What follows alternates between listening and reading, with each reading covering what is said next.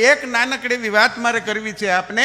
જે દાતાઓએ દાન દીધું છે એ બધાને તો ધન્યવાદ, પણ જે નથી દીધું અથવા વિચાર કરે છે ને એના માટે એક નાનકડો એવો પ્રસંગ મારે કહેવો છે આપને. હા, હાસ્યની સાથે સાથે નાની કંઈક વાત મજા આવશે, આપને ગમશે. સાંભળજો વાતને, બહુ મજા આવશે. નાનપણમાં ગામડા ગામની વાત છે. શ્યામજી એ દીકરાનું નામ. શ્યામજી છે ને એ એની ટોળીનો હેડ હતો. જેમ ટપુ સેના છે ને, ટપુ બધા મિત્રોનો હેડ, એમ શ્યામજી એના ભાઈબંધોનો હેડ હતો. ઘટના એવી કે 7-8 એના મિત્રો હતા, પણ બધાય તોફાનીના બારકસ, તોફાનીના ઝાડવા, માથે એક એક બાસકા, એવા તોફાની. અને ગામડું ગામ, અને તેથી સૌરાષ્ટ્રની અંદર એ બધા રહે. અને તેથી નાના નાના છોકરાઓ છે ને એ કોકની વાડીમાંથી મગફળી ચોરી આવે, કોકની વાડીમાંથી જમફળ તોડી આવે, કોકની વાડીમાંથી સિઝન હોય તો જાંબુડા તોડી આવે, આંબલીમાંથી આંબલીના કાચરા તોડી આવે. અને આ બધું લાવી અને પછી બધા છોકરા ભાગ પાડે અને પછી ખાય અને રમે.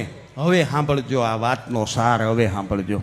ઘટના એવી બની કે શ્યામજી એ બધાનો હેડ, એટલે ભાગ બધાના શ્યામજી પાડે. આ તારું, આ તારું, આ તારું, આ તારું, અને છેલ્લે એક નાનકડો એવો ભાગ ભગવાનનો કાઢે. સાંભળજો, આ ભાગ ભગવાનનો.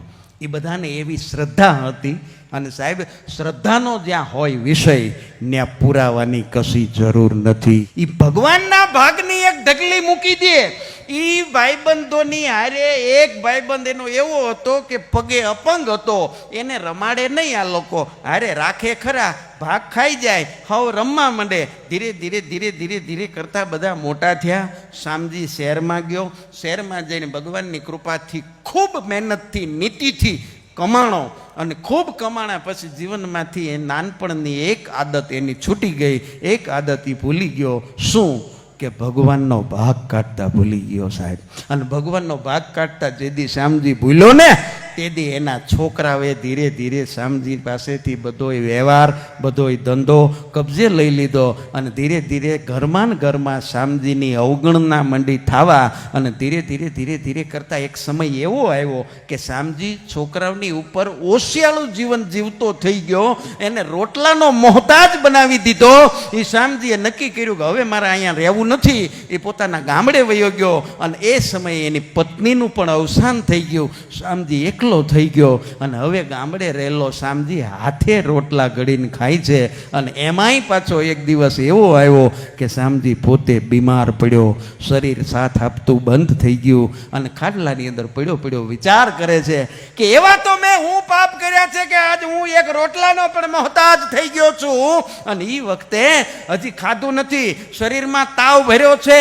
અને શ્યામજીની ડેલીની હાકળ ખખડી. અને નાનપણનો એનો મિત્ર જે પગે લંગડો હતો, અપંગ હતો, એ હાથમાં સરસ મજાની સજાવેલી થાળીની અંદર લીલા કંચન બાજરાનો ગાડાના પૈડા જેવો રોટલો, સરસ મજાનું આખા રીંગણાનું ભરેલું શાક અને દૂધની તાહળી, માથે મરચું લઈ અને થાળી ઢાંકીને શ્યામજીની પાસે આવ્યો. શ્યામજી ઊભો થા, મોઢું ધોઈ લે અને જમી લે.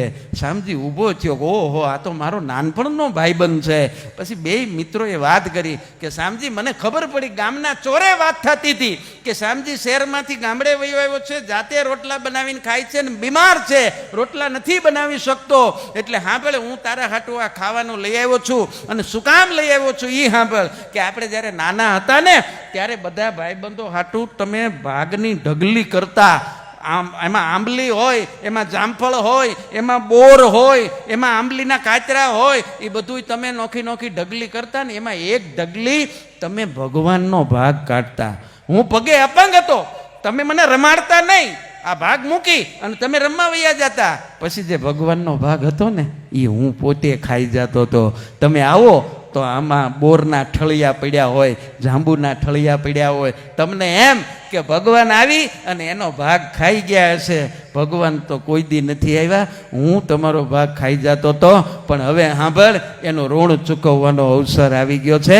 આજથી તારે રાંધવાનું નથી. તું જીવે ત્યાં સુધી તારા માટે 2 ટાઈમની થાળી મારા ઘરેથી આવશે.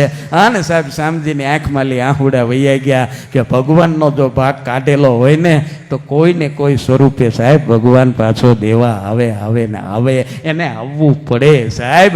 એટલે એના માટે સમય, એના માટે કરેલું દાન એ ક્યારેય વિફળ જાતું નથી. આ વાત ઉપરથી ખાલી આટલો સાર લેવાની જરૂર છે.